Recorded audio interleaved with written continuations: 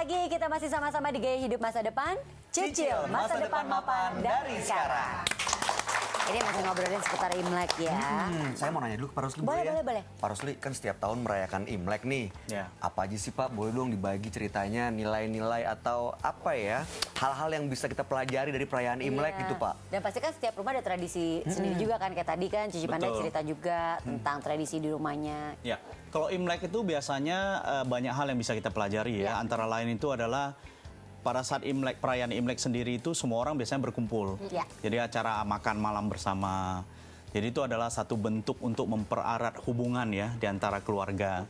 Selain itu juga ada satu tradisi yang menarik di sini. Saya lihat tadi ada ibu-ibu juga ada angpau ya di tangannya ya. Kan kecepatan Pak, padahal belum Imlek dia udah bagi-bagi Iya, angpau. saya juga nunggu dibagiin. Itu ada aturannya juga kan? Jadi bagi angpau juga kan? Iya, ada secara ininya.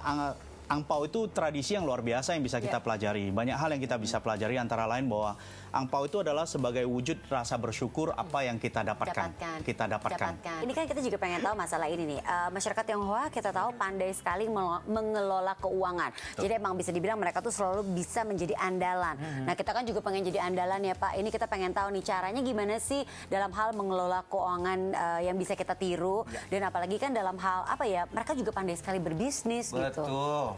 Kalau kita lihat dari masyarakat Tionghoa sendiri ya, fighting spiritnya kan luar biasa. Iya sih, ya, mereka itu kerja keras, mereka itu rajin. Ya, di saat yang sama mereka juga hidupnya itu sederhana ya, bersahaja. Kemudian mereka juga tahu bagaimana menabung, menabungnya bukan untuk hari ini, tapi untuk keturunan mereka juga, itu yang dipikirkan untuk masa depannya. Sehingga dengan begitu mereka juga menunda kesenangan ya, dengan cara menabung. Yang mereka pikirkan bukan untuk dirinya sendiri, tapi mereka pikirkan untuk keturunannya juga. Sehingga ini adalah satu hal untuk dia pikirkan tuh bukan untuk hidup hari ini, tapi untuk hidup buat masa depan. Makanya kalau kita mau lihat juga bisnisnya tuh bisa berapa keturunan tuh jalan ya Pak ya, benar. Karena memang bisnisnya juga udah di pabrik bisa diwariskan. Iya, iya. Tapi tadi pas Mbak Eji ngomong soal asuransi, aku jadi penasaran deh. Sebenarnya prinsip asuransi yang sama dengan prinsip perekonomian Cina tuh seperti apa sih? Sebenarnya kalau dari sisi prinsip asuransi itu dekat sekali ya dengan cara berpikirnya orang Tionghoa ya biasanya. Mereka itu memikirkan masa depan. Jadi mereka mempersiapkan masa depan. Benar. Dan mereka itu berusaha menunda kesenangan untuk supaya masa depan lebih baik. Contoh yang sederhananya sekarang, dulu kalau di mana-mana kita jarang ketemu dengan orang Tionghoa yang bisa spend waktu untuk jalan-jalan ya Cici ya. Kalau sekarang tuh di mana-mana orang menikmati hidup kan. Karena kenapa mereka bisa lakukan itu? Karena mereka dulunya bekerja keras menunda kesenangan mereka. Mereka punya investasi, mereka punya tabungan. Sehingga sekarang mereka bisa aja dengan mau lakukan hal apapun dari hasil investasinya kan. Seperti itu rupanya. Ya harus dipikirin tuh berarti kalau mau dipersiapkan juga. Ya, harus ada persiapannya. Oke, nih penonton yang di sini ada yang mau bertanya nggak untuk ada Pak Rusli? Ini dia, silakan Ibu. Oke, selamat siang Pak. Nama saya Indri. Saya mau bertanya kepada Pak Rusli. Kalau kita lihat sekarang ini, China hampir menguasai perekonomian dunia.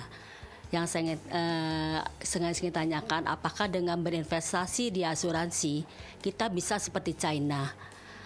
Apa garansinya? Nah, ini terima kasih. Bagus banget. Oke. Kalau kita bicara tentang berasuransi ya, berasuransi itu kita nggak lihat siapapun, karena asuransi itu sebenarnya adalah satu konsep yang kita pikirkan kalau terjadi sesuatu hal yang tidak diinginkan. Kalau seandainya sampai terjadi sesuatu, jangan sampai uang kita keluarkan dari tabungan untuk membayar, misalnya sakit atau ada kecelakaan di dalam keluarga, ya. Tidak kita inginkan hal itu terjadi, tetapi tentunya pada saat hal itu terjadi kan ada sejumlah uang yang harus dikeluarkan. Jangan sampai bukan cuma uang kita keluarkan dari tabungan kita sampai berhutang sama orang. Jadi kita harus menghindari hutang. Jadi itu konsep yang mirip ya, cara berpikir yang mirip bahwasanya kita harus menghindari berhutang ya. Tentunya dalam hal ini juga kita harus memikirkan masa depan, memikirkan sesuatu hal yang tidak diinginkan. Jadi kunci untuk mencapai kesuksesan itu sebenarnya nggak lihat itu dari bangsa apapun. Yang penting adalah apakah kita punya fighting spirit, kita punya tekad, kita punya disiplin, dan melakukannya setiap hari. Iya. Termasuk juga pengertian dan pemahaman mengenai asuransi supaya investasinya begitu ya Pak ya. Betul. Aku mau nanya lagi Boleh. Aku penasaran, emang kalau di negeri China sendiri itu sebenarnya asuransi digandrungi nggak sih Pak? Sebenarnya di China sendiri ya itu sangat erat kaitannya dengan sejarah asuransi. 3.000 tahun sebelum Masehi, itu bangsa Cina itu mereka kan adalah pedagang. Pada saat mereka melakukan perdagangan dan sebagainya, mereka mereka sudah melakukan namanya konsep asuransi yang membagi resiko. Jadi pada saat mereka mengirim barang-barang dagangan melalui kapal itu, mereka mengirimnya itu biasanya tidak dalam satu kapal. Mereka membagi-baginya, kemudian bersama dengan bangsa Babilonia, mereka melakukan tukar-menukar barang, sehingga konsep itu sebenarnya konsep asuransi sudah sejak zaman dulu sudah ada. Menggunakan prinsip yang sama ya? Iya, dan di saat ini sekarang juga, keadaannya sekarang, itu sekarang penduduk di sana juga, mereka sudah mengerti bahwa asuransi itu penting. Buktinya apa? Buktinya adalah dengan banyaknya perusahaan asuransi juga mulai berkembang di sana, sama seperti Indonesia. Jadi di Indonesia sendiri juga orang sudah mulai terbuka pemikirannya bahwa asuransi itu merupakan satu kebutuhan.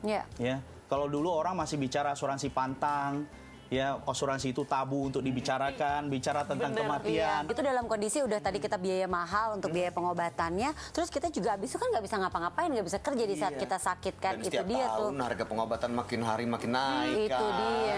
Iya, jadi memang penting sekali dan itu sudah disadari juga oleh masyarakat Tionghoa sejak dulu ya, ternyata prinsipnya tuh hampir sama. Yang mungkin akhirnya diadaptasi, diambil jadi menjadi asuransi itu ya Pak ya. Ini seru sekali di perbincangan kita. Nanti akan kita lanjutkan lagi. Jangan kemana-mana dulu. Kita akan kembali lagi tentunya tetap di Gaya Hidup Masa Depan. Cicil masa depan mapan dari sekarang. Mendadak aku harus operasi dan aku nggak punya Asuransi. Udah aku siapin buat anakku masuk sekolah, terpaksa aku pinjem dulu. Jadi nggak sekolah anaknya sekarang? Jadi anakku sekarang nggak sekolah.